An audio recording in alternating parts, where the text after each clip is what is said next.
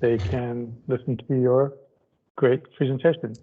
So it is my pleasure to introduce to everyone on this talk, Darwin and Marcos from Flow Design, an up-and-coming design architecture firm based in Salem, in the North Shore. And if you have not heard of these guys and have not heard of Flow Design, trust me, you soon will during this talk and then afterwards as their name spreads within the design community. We have had, Perkins&Will has had the pleasure of working with them on 2 projects so far.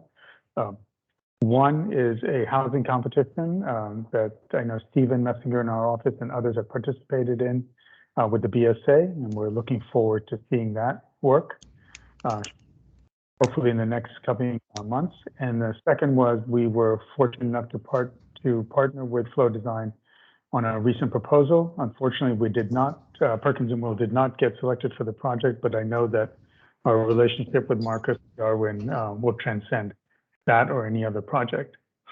So with that, I'm excited to present to you Flow Design.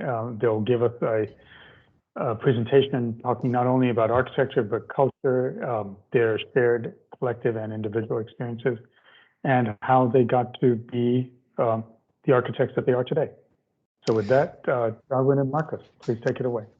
Thank you so much, Rupinder. Thank you for giving us this opportunity. So in the interest of time, I'm going to jump right in with Marcos, but we really have to thank you guys for inviting us to this and engaging with us on this journey. To be honest, this presentation has been enlightening to us as we have been defining what we are all about. And this was the chance to putting all of the pieces together of what is it that Flow is all about. So this presentation alone and the mission of Empower X Design sort of helped us, put thoughts on paper. This is us. That's some of the pictures and some of the faces that you would see here at the office. And as you can see, it's as diverse as it can be. Our roots, I'm from the Dominican Republic, originally from La Vega, which is a little town in the north of the Dominican Republic, in the central of the Caribbean, or the North America, and the center of America. So we have South, Central, and then the North. So we're at the Central, small town, farm town there. And I traveled to Santo Domingo, and that's where I met Marcos. Hello, everyone. Thank you so much for the introduction, Darwin. Yeah, so it's funny because we met back in, I believe it was, when was it, Darwin? 2007, 2008? I think it was that 2007. You were sitting 2 rows below me on the Introduction to Architecture class at the Universidad Autónoma de Santo Domingo, which, by the way, is the oldest university in America as a continent, including the United States. It's older than Harvard or any of those. So that's where we met. I remember just like right now. Yeah. Yeah, and as Darwin mentioned, I remember that day like it was today. It was a tough class, but I think we learned what we needed to learn at the time. So I am from Santo Domingo, the capital of the Dominican Republic, and it's a city, busy city, and the passion of architecture has been within me for years before that point, and I think it was a moment of definition where we met when I met Darwin, and uh, we'd never dreamed that this was going to happen many years after. So, Yeah. um, And by luck, I guess, or fate, right? The way that things work, we both landed to Boston. He landed 1 year before me or so, and we reconnected again via Facebook. And he asked me what school am I gonna go to, and we discussed it. And we both went to the Boston Architectural College, and there we sort of continue this journey that brought us to where we are right now. But we didn't know that was gonna happen. So a little bit about me. I believe a lot in kindness. I believe in putting passion into what you do and improving everything. That's one of my passions, actually, improving everything I see. Sometimes I will go to places where I shouldn't have to be improving anything, like Disney, and I would try to figure out how to make Disney better. So I'm always trying to figure out processes of how to make something a little bit more seamless, smoother, and simpler. So that we can make a better world. I've always related to this quote from Samuel Mockbee about architecture having that gift of second sight. And when we see something, we have to act. We should act, and we shouldn't wait. My whys are all about my children, of course.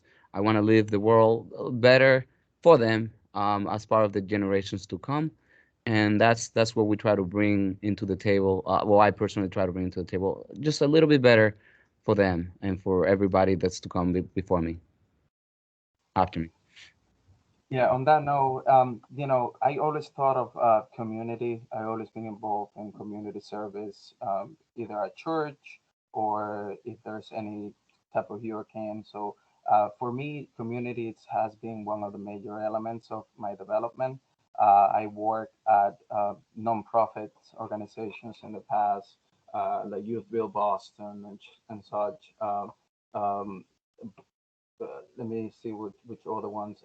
Habitat for Humanity, many years, and things like that. So community has been a strong impact for me as an individual, and which have kind of created kind of that passion for teaching for kids and younger adults through my years, and just trying to make a difference. So those pictures just relate to that conversation of trying to involve the youth to have an understanding of the space, architectural relationships, and things that will make a better place. All right, so Flo, by the way, you're mute that one. Yeah, What happens? Yeah, so Flow was founded in 2017 as an architectural office. Well, it was first a design studio. We were just playing with the idea of design in many fashions, many shapes and forms. And it came about from frustrations me and Marcos both shared, of the corporate world, the architectural world out there, and not seeing a lot of faces like us, honestly, and not seeing that they could be leveraged and empowered, and they could be assets. So Flow became that place where diversity and differentiation are super high assets, and we leverage them and we embrace them, and emerge from that, and we believe that a better world can be fueled through design and diversity and creativity, of course. So a little bit of the timeline so that you see how it all comes together. So we were founded in 2017. The idea of Flow started in 2014. Some little frustrations, but nothing really happened until I got my license in 2017, and between 2017 and 2018. And I got the opportunity to be invited to many events. I was part of the Rethink Tank group by NCARB, and there the idea of why isn't this architectural diversity more of a thing? Why don't we see more women? Why don't we see more African Americans, Latinos? Why don't we see any of that? And they kept pondering upon that idea, and that came back again on the NCARB summit in 2017 in Atlanta, where I was also invited as part of the committee, and they were questioning about it. It was great to hear that it was a concern. Then again, in Minneapolis and Las Vegas, Minneapolis in the licensing ambassador summit, I was there for NCARB, and then Las Vegas AI conference in June of 2019. That those questions kept coming, and some hints of what flow should be about started to emerge, uh, because we believe that if nobody's really doing anything, just talking about it, we should do something about it, right? It comes back to that what Samuel Magby said: if you see something that somebody can't see, then you should act, and we believe that we should act. And then more pieces came. 2020 with the pandemic, we thrived. I mean, we got calls from people that were our bosses, needing a job because they got let go of bigger firms out of Boston. And our firm was thriving. Why was it thriving, right? Marcus can say a little bit about that. Yeah, I mean, as all of us know, the pandemic came and things changed drastically, and people were at home all the time, and we at the time we only focused on most of our projects for residential, and people needed space at their homes. The home became a place to people go to work, for people to engage with their kids, and people had the time to be able to think about how can I make this my space better.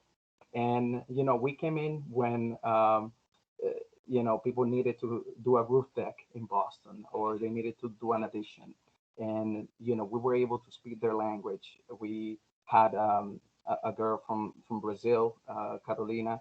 She actually opened the doors for the Brazilian community. So any Brazilian that speak Portuguese will call me at 7 p.m., 8 p.m., 9 p.m. And it just became that kind of place where like people could call us any time and we'll be able to respond and talk in their language. And it just keep growing that way.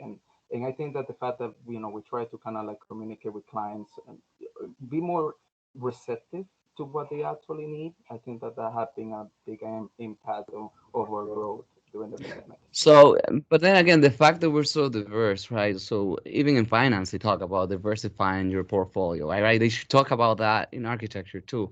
We've gotten projects from our staff members here, right? Julio from Mexico, he used to work at a restaurant, a Mexican restaurant. So guess what? With the owner's house and a new restaurant that he opened in Belmont, it came through that connection through the Mexican community, right? There's more projects that we've been getting through that too. And he's leading those jobs, of course. There was a client that had traveled to Japan, and we were like, "Oh, we have the perfect match. We have somebody here from Japan." She designed the house. Yumika Onumo from Japan. So she worked on the whole project. And when we embrace that diversity, right? Carolina, and before Carolina, there was also somebody, Emilio.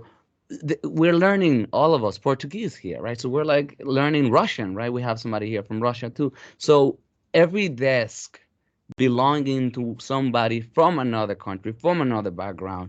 And it wasn't planned that way, but it has been the fuel for all of us. We just can't imagine a day where we don't say Dobe Ultra or Todo Bene or Buenos Dias, right? Or Ohio. Like it just really has become part of us. And people have gravitated towards it, right? So in 2021, well, this year, we get this email in January where the guild, what appeared to be a joke to me, a very, very ambitious project, very, very uh, out of the blue, right? I don't know. It's like $56 million. I've never gotten anything like it. They call us and we begin to put all of the pieces because what they're asking for is everything we are. They're talking about pipeline creation, diversity, and all of that. But the thing is, do we have the capabilities to do that? So we connected with Perkins&Will. We connected also with Gensler, thanks to the guild, by the way, because they wanted us too, right? Gensler wanted us. Perkins&Will wanted to work with us too, and that's why we're here, right? So that idea of all of these pieces that we saw from 2017, 18, 19, 20, relatively quickly, actually, some people take their whole lifetime to realize what they're about. We actually got it. It's because of that. A little bit more. So again, 2014, 2017, we realized something was missing. 17 to 21, we this is the start of the journey right now. What else did we learn? Well, we learned through all of these conferences that diverse teams, well managed, outperform any other team, even homogeneous teams. Of course, diverse teams managed poorly are the worst. But we've been pretty good at that. We've been hitting the nail every single time, hitting the strike zone every single time. And we were wondering what is it that's making us so great? And it's how well managed the team is, right? We use all these sophisticated project management tools and sometimes not so sophisticated. Just sit down and walk through things together and learn how to self-manage, be self-paced, and know what you know what you don't know.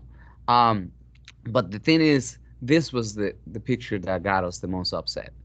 Why is it that the board of directors of the licensing advisors or of the actually the NCARB, the National Council of Architectural Regulation Boards, looks like that?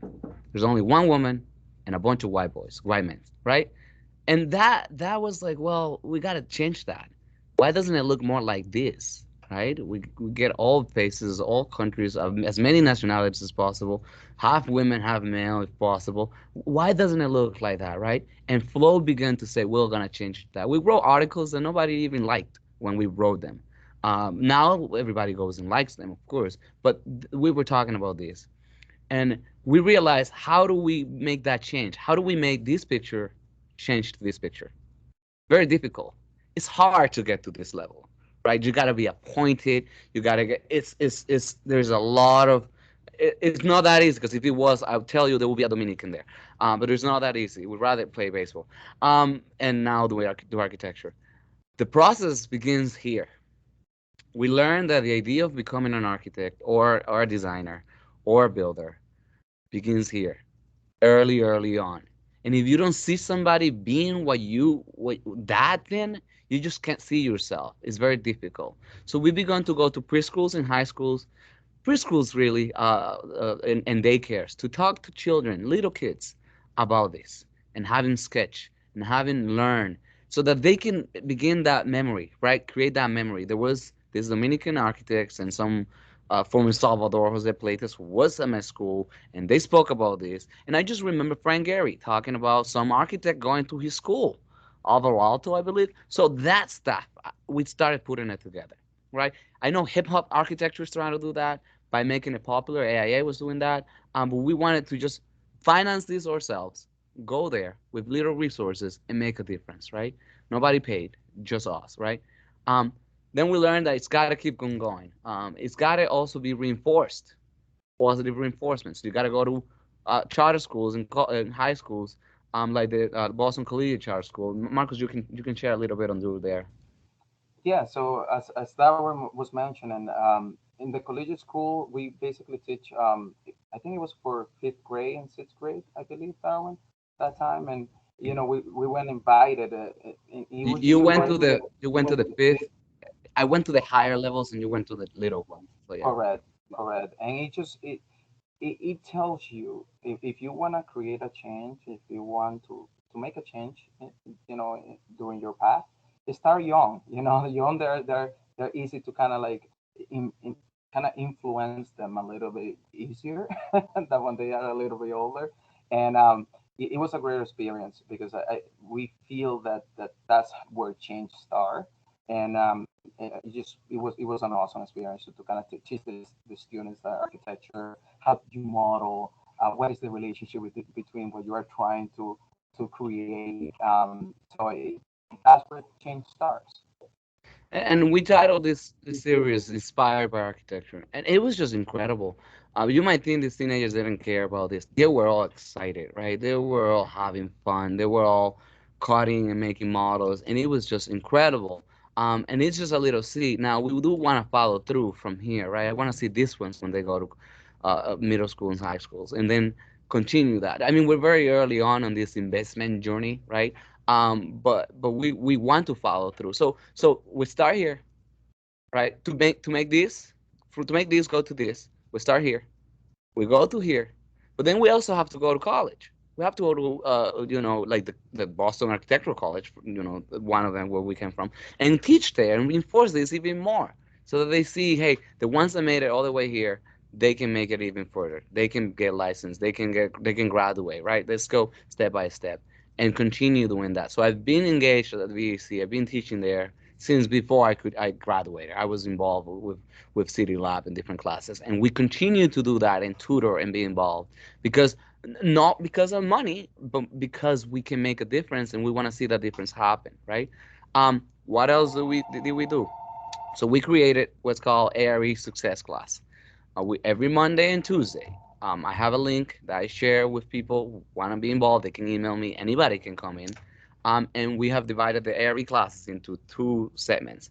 Mondays is all practice management, project management, construction evaluation. Tuesdays, after this, actually, I'm going to be teaching that class. And I teach it. And some of them who actually have gotten licensed, there's some that actually have gotten licensed, come in and lecture on some of the topics also. And then Tuesdays we do the higher level programming and analysis, project development, documentation, project planning and design. Because it's not enough to graduate. You got to get licensed. A lot of people come to me even here at the office and say, would it make a difference? And I'm like, yeah, we give a raise, a substantial raise as soon as you get licensed. Why? I won't be stamping drums. Yeah, you will. You can. Of course you can.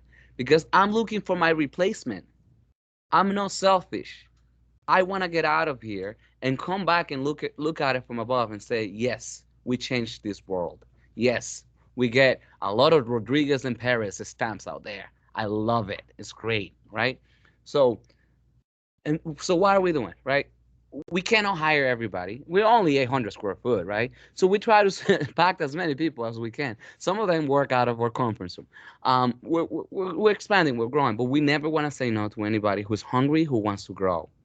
And when you empower people, a lot of changes happen through it's like a virus, honestly. I don't want to use that term, but it really is. It keeps going. It keeps on giving. More projects come in. Now at this point, we don't even want more projects, honestly. We're good, right? We get calls all the time. We're like, listen, we're booked for the next 7, 8 months, 1 year. We're fine. We're actually focusing on empowering each one of these individuals and help them through from the beginning to the end. And then we get stories like this. Let's see if it works. Let me know if you can hear me. If you can hear this. Can you see the screen? Yeah.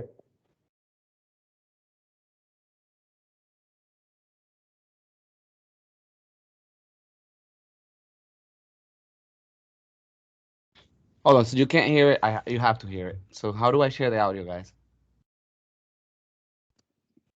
Darwin, try So when you stop. share this will be a dialog box. Yeah. What is it? Go ahead, Rupinder. Sorry.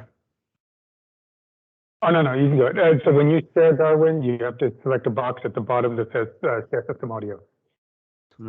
So stop your screen share, Darwin, and then when you go to re-screen share, and you get to pick before you say yes, there's a little dot at the bottom that says there's a checkbox that says share volume.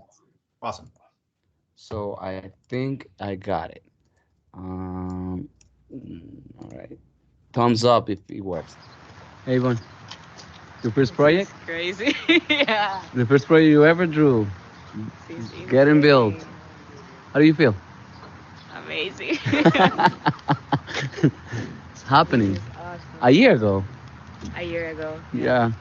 And exactly how you drew it. Even the windows. Exactly. Even the windows. And you probably didn't know what you were doing. So things like that start happening, right?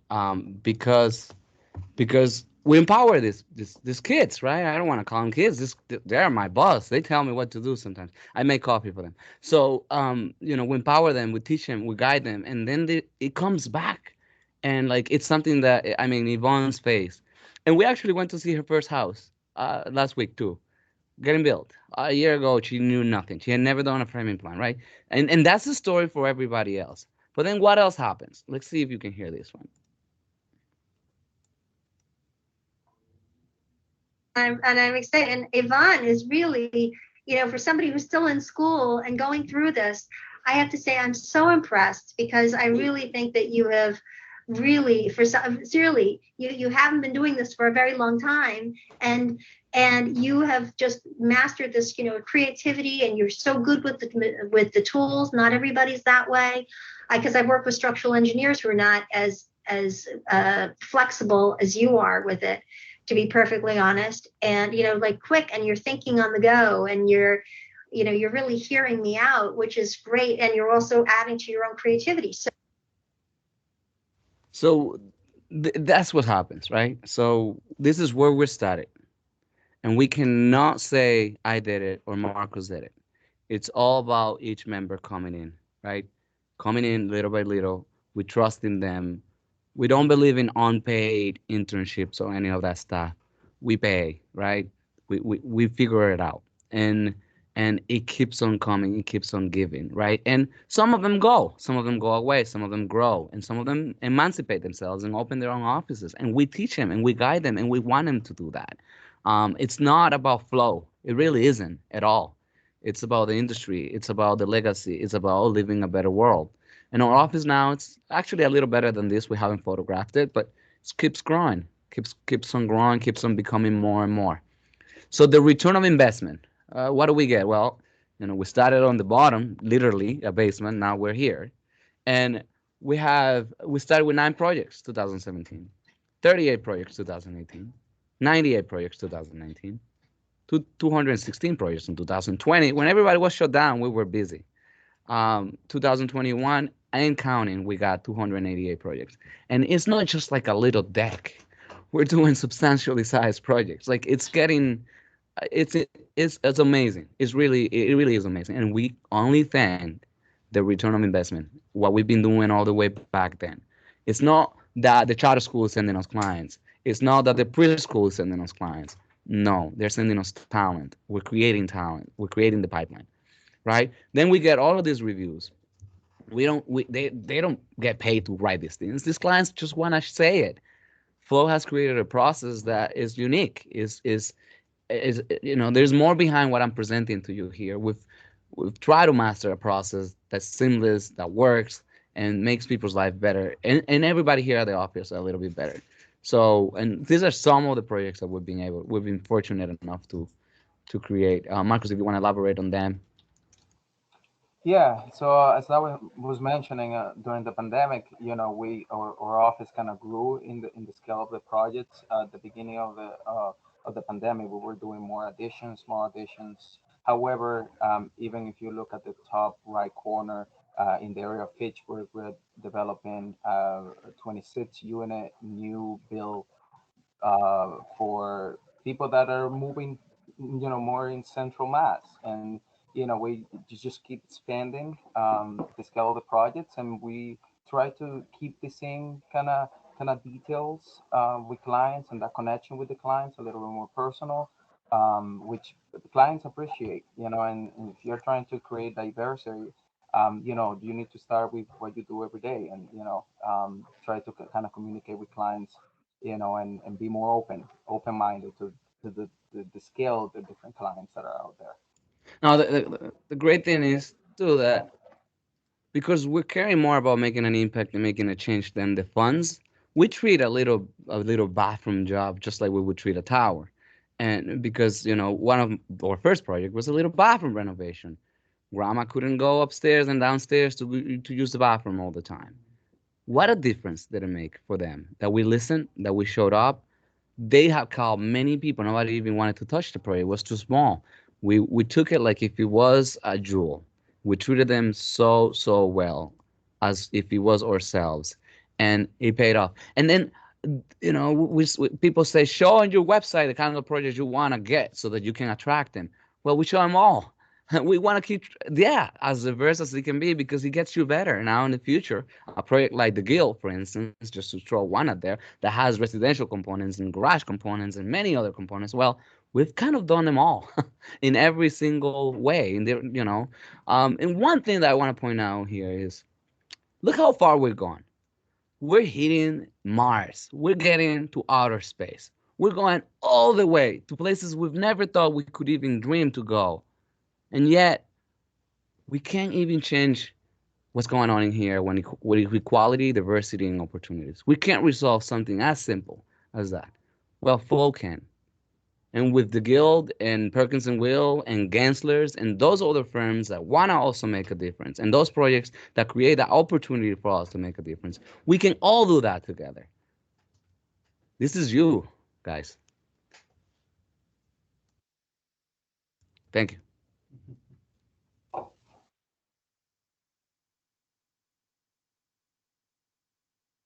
So now, any questions? We'll take the questions, yeah. Thanks, Darwin and Marcos. I'm going to help Rupinder out, kicking off the Q&A.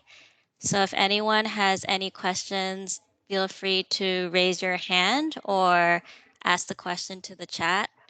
But I'll start off with one question that I had. I loved seeing the photos of you going to the preschool, and you're saying like the importance of seeing someone like you.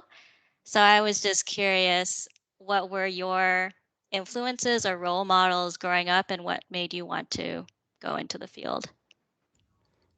I actually had zero influence when it comes to architecture and construction. The decision was very simple. One of my friends, we graduated high school, and he was trying to pick careers and locations for schools. He was good at geometry and math. He said, well, I'm going to become an architect because I'm good at geometry and math. I looked at him, looked at the map, and I said, I like that city. I was good at math, and I was good at geometry. I'm going with you. He later on dropped out. I stayed. So it turned out to be a pretty good story, but that's it. Well, then later on, at the age of 27, I met my father for the first time, and it turns out he's a master builder. So he was there somewhere, but I can't say I saw somebody and he inspired me. I can't say it was really following somebody else, and I guess we do things like that, right? And it's our journeys are as diverse as you can think of. So that was mine. What about you, Marcus? Well, for me, it was very organic. Early on, when I was about 8 to 10 years old, back home, I used to do draw maps for the kids in my class, and that passion for drawing and kind of creating shapes kind of started. And since then, I just knew that something in that field um, was something that I wanted it to do. My father is actually an accountant, so I have no influence from him whatsoever. Uh, and my mom was a secretary at the time, so it just grew, and then I knew, from 12 on that I wanted it to be an architect. So and I just kept pushing that direction. Yeah, and I can't say I got an F in my first class too, so I don't know. It sounds a lot like Frank Gary's story, but I did get an F, but I wasn't gonna give up. So I stayed because of the challenge, right? It was an interesting challenge, and then I was like, wow, I love this stuff. This is great. Darwin and Michael, could you guys mind just sharing your I screen? can't hear you People just wanted well. to see a little bit more. We can't hear you Oh, well. would you mind just? I think Rupinder was asking if you stop screen sharing, then we can see your face is big, and it'll be better for the conversation. Absolutely. Can you see me now? Yes, we can see Yeah. you. Yeah, and I Thank didn't put you. makeup today, guys. Thanks for sharing that story. It's like everyone has a lot of different paths to get to architecture. So thank you for sharing yours. We have Yanel. You have a question? Hello, can you hear me? Yeah. My my internet connection for some reason in the last hour is failing me, so hopefully we get through this without me freezing in your screen. You look perfect, so you're good. Great. I'm super happy to have you both here today. The process of doing the housing competition, I got to learn more about your practice. And there was a story that Darwin shared, and I'm sure you can share with us today. And that was when you said that you grew up in a side of the neighborhood that was less desired, and that you used to say, "No, I live on the other side." You know, for me, when you shared that story, it came from a very honest and authentic place. And I think when I see you presenting today and how you connect with clients is because both of you have those humble beginnings, and you can be like, that problem that seems small for a lot of people. I get it. I get you. I know that's a big deal for you. I know that if grandma cannot get upstairs, that's a big deal. Can you speak more to kind of your early experiences in life and how that has positioned you to have the approach that you have today?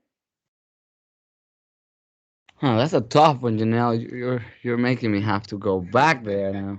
I If don't you know. feel comfortable. Well, I mean, I don't want to cry either. So it's Marcus. You can go on. Okay, well, it's thank you so much, Janelle, honestly, because I think that both of us, Darwin and I, both come from very humble backgrounds. I think it has been all, when something happens to you and you try to learn from it, always try to kind of like, how can I use this for the better?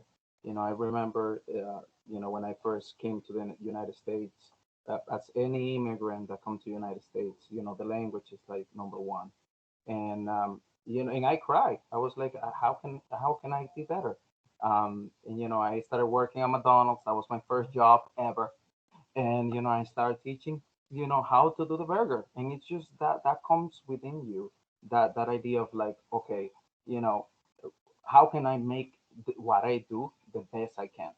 And how can I use that knowledge to kind of influence everything I do in every time. So I think that that background kind of had helped me in that understanding. So, To Janelle, honestly, I think you wouldn't believe the amount of restaurant jokes we make here when we're talking about architecture. I think that McDonald's and Wendy's are becoming a new architecture schools. They just don't know about it. Because if kids 13 years old can make a burger for everybody in the world, right? If you could try to get kids to do architecture like that, that's money right there, right? Make it simple, make a process for that, make a system for that, make a training process for that. That's what we're doing here. I mean, I'm giving you our secret, but yeah, we have even a training process for all of that stuff, because like a lot of people take all of these other things. I mean, Amazon takes shipping seriously, right? It's like, why don't we take all of these things, a bathroom, seriously? Like how to make a really great bathroom, but not only how to make it, how do you present it? How do you speak about it? How do you with the least amount of words, right? And fit for most of the clients, right? So we get so many clients because we fit most of them. We have we have some that are very, very unique, and we can't change our process for them. But we make a template for them too. It's like, let's figure out how to work with those clients too, because we don't wanna alienate anybody. So all of those humble beginnings, if you put your mind into what can I learn from that, right? Later on, you're like, aha, that's it. So we joke on Fridays, Flow Fridays, we call them Flow Fridays, about all of these stories about burgers and how to make them and how architecture is like that. But then Julio would say something like, "Not really, Darwin. Every building is different." And I'm like, well, you get me, right? So I saw a question there, by the way, from Brian, and I don't know if I answered yours, Janelle, but it said, "Can you talk about when you knew Flow was going to work?" Well, I'll tell you. I didn't know it was gonna work. Took me a while to realize it was gonna work. I had to drag others with me and believe it was gonna work, because I was the first one full time right here with 3 children, right? Crashed my car, and I was very excited to crash my car because I didn't have money to pay for food. So crashing the car was great. I didn't need a car. I was gonna Uber. I'm gonna pay for electricity, internet, and everything for a couple more months, and we can make it. My ex-wife, well, she was gonna kill me. But I quit, and well, when you have something inside that's really good, that you think is really good, or can become really, really good, just like Elon Musk, he got like a couple days before going out with Tesla, right? Really losing it all.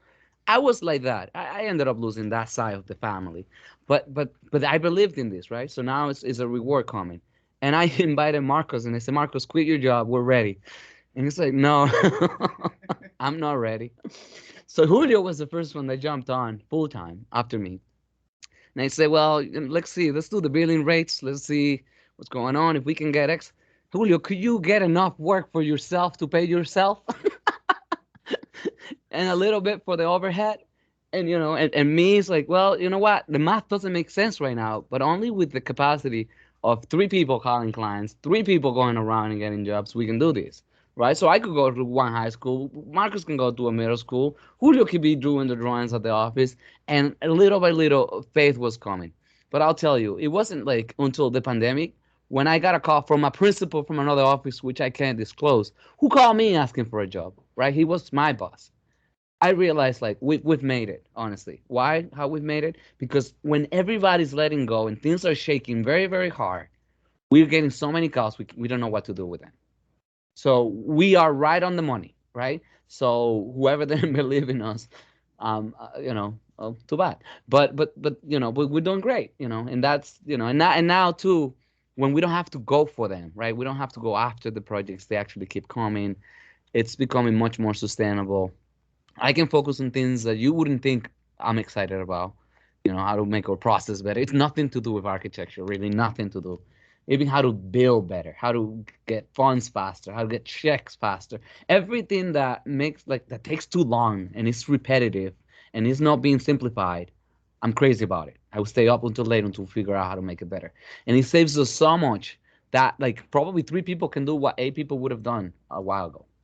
So that's making us better. There's another question in the chat from Brooke. Do you want to, Brooke, are you here? Do you want to unmute and ask your question? I was just saying that mentorship is a long-term endeavor, right? You don't just go into someone's life for a semester and then leave. You stick by that person. And I wondered who did that for you, and how long was it? How long did someone really stand by you? So by me, there was my English teacher. My English teacher when I came to the United States and went to the English as a second language. She she believed in me when I was there, but when I had just landed, right?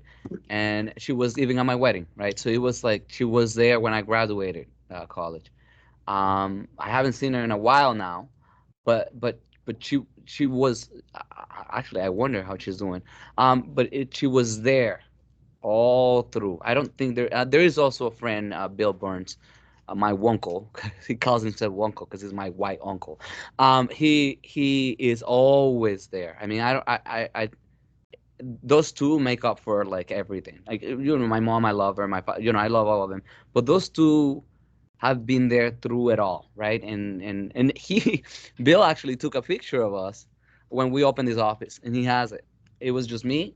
I was a little fat then, and on one desk. And it's like, you see. And now I brought him here. We went to a Red Sox game 2 weeks ago, and he saw everything. He's like, wow. I'm like, yeah. He does it. He knows. He was there. Marcus, how about you? Yeah, for me, actually, it was my. Thank you for the question, Brooke. For me, it was my. I went to Massasoit Community College when I first arrived to the United States. We did a year of architecture back home, so I just transferred over, and I did 2 years of community school architecture, Massasoit.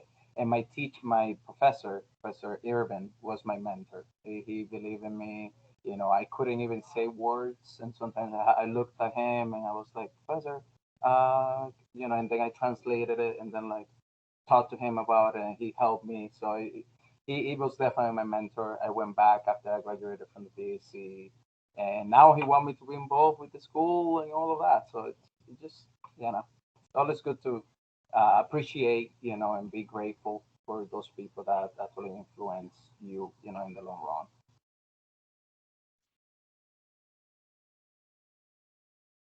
Thank you for that. If there are any other questions, feel free to put in the chat or raise your hand. I do have another question about when you started Flow. I guess, did you encounter any challenges when you started it, and how did you overcome them? I'm sure it's really scary and you had to be really brave. So just wanted to know if there's any advice or any challenges that you had to overcome. One for me was to be taken a little more seriously as a young fellow. I mean, I'm just 32, and one of our first projects was a dental office, right?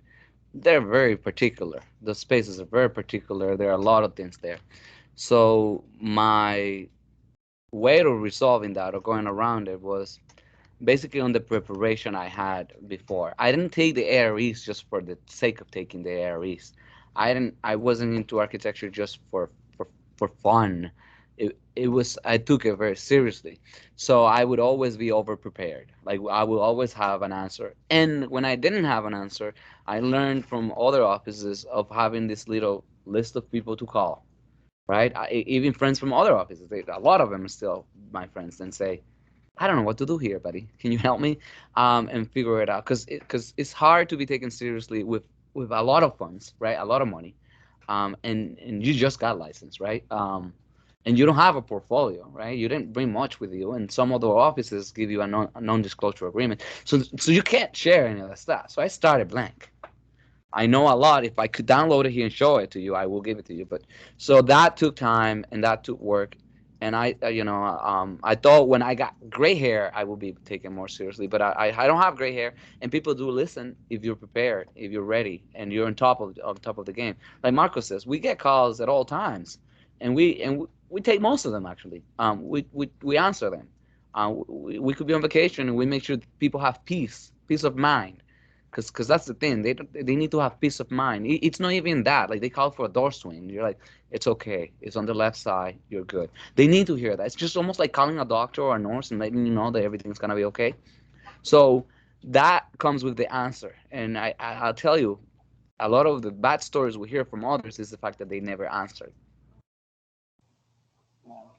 And on that note, honestly, I think that that was one of the challenges at the beginning. I remember we had like kind of like a Excel sheet of people that were looking for architects, and we kind of like had to like call them and try to get more clients, and that was a challenge that eventually, with the desire of kind of making a difference with the little tiny bathrooms and picking up the phone, guys, that's number one complaint for architectural offices. People tell us all the time, I hire you because you call when I called, you picked up and you had a good attitude and you were open to meet with me. And I think that that's one of the things that have helped us a lot. Just trying to be ready, when the call comes in. So and I guess also because we're so humble, we're so kind of almost oblivious, we take everything very seriously, right? I mean, even I think even the spam calls from Google are excited to hear from us because we take them very seriously. We're like, and Marcos, I always joke about Marcos. I think he will eventually own a restaurant because he's like the restaurant owner kind of guy that will go to every table, be like, "How is everything, guys? Everything's great." So he's always like very giving, right? We're like that too. I'm getting a little more sharp because I'm like, well, I only have 24 hours in a day and I got to spend some time with my current partner. I don't want to get divorced again. So I got to be sharp, right? But Marcus, we're so generous. We get these bizarre emails that I know are spam, and he takes them so seriously. He's ready to go meet with them. He's ready to, because we don't know who's behind them, right? Some of them have turned out to be amazing projects. So it's like, well, you really, we don't discriminate anybody, any client, anything. So it's a lot of different pieces that have empowered us to be successful. I mean, again, even the text from Janelle from Perkins&Will, I got a text. I immediately answered.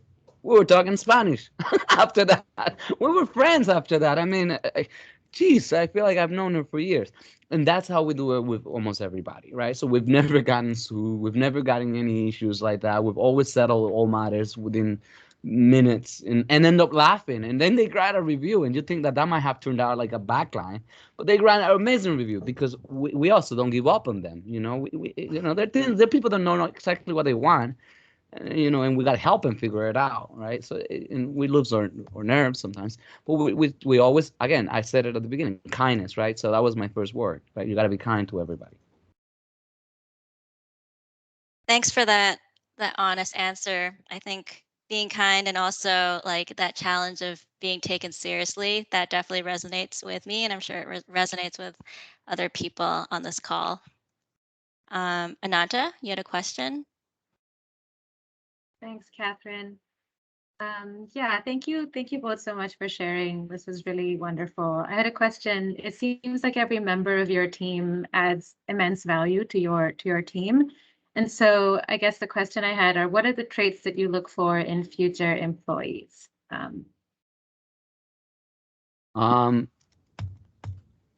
Great, because actually we're hiring, so that's a good thinking.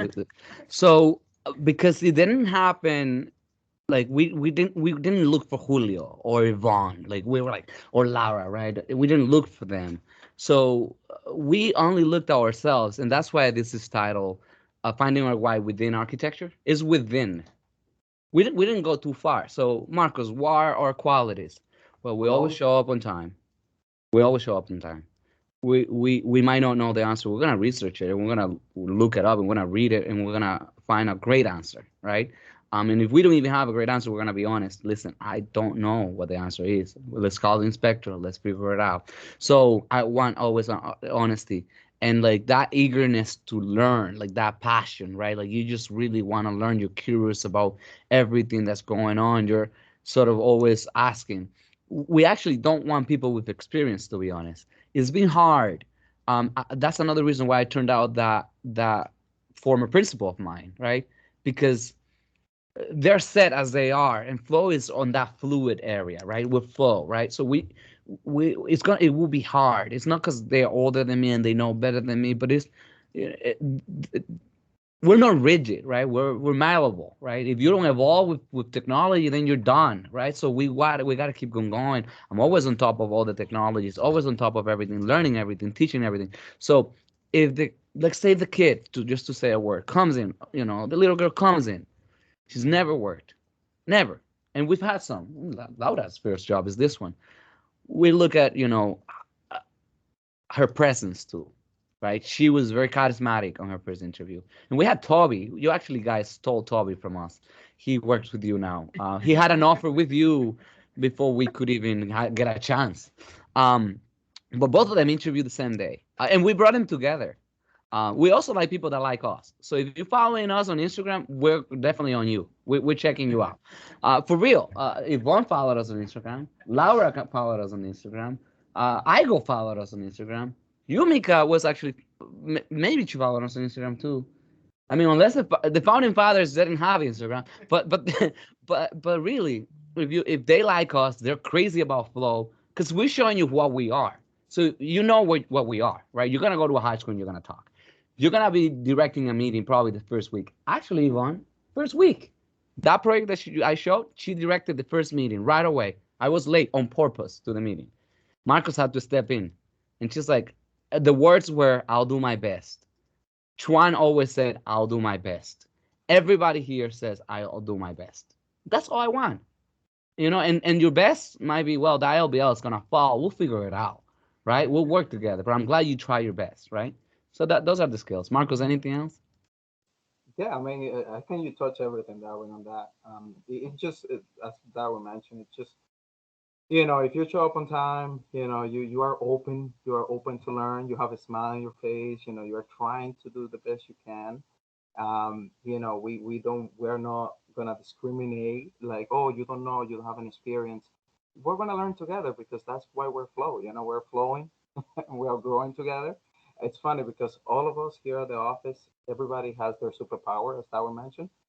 So you will be surprised. Everybody, Igo is great at doing renderings and creating great spaces. And we cannot pollinate. If there's something that you are good at, like, okay, hey, Julio, what about this? Or Julio comes to me, or Darwin, hey, Darwin has a question. So, we're that kind of office to make it unique.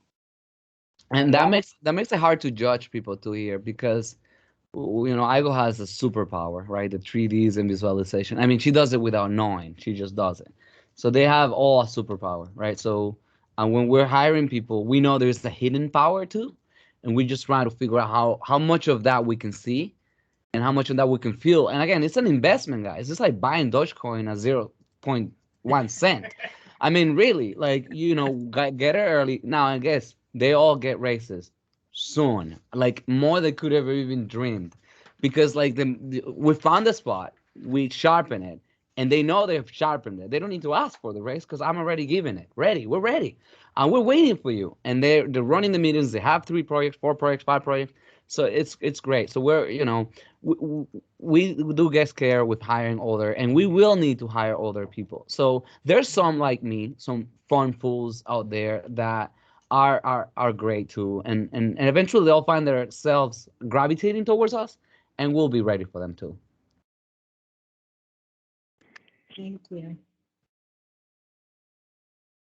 Well, thank you, Darwin and Marcos, both. It's great to hear you guys talk so passionately about your work. I will say I'm impressed that the entire 1 hour we have not seen or seen maybe one picture of a building. So you've talked about everything in architecture except the actual building. So that's quite an accomplishment. It's good to show that there is so much more to architecture than just the edifice. So we look forward to more of your work, and we actually look forward to collaborating with you guys in the future. Thank you very much, both of you. Thank you so much. Thank you. Thank you.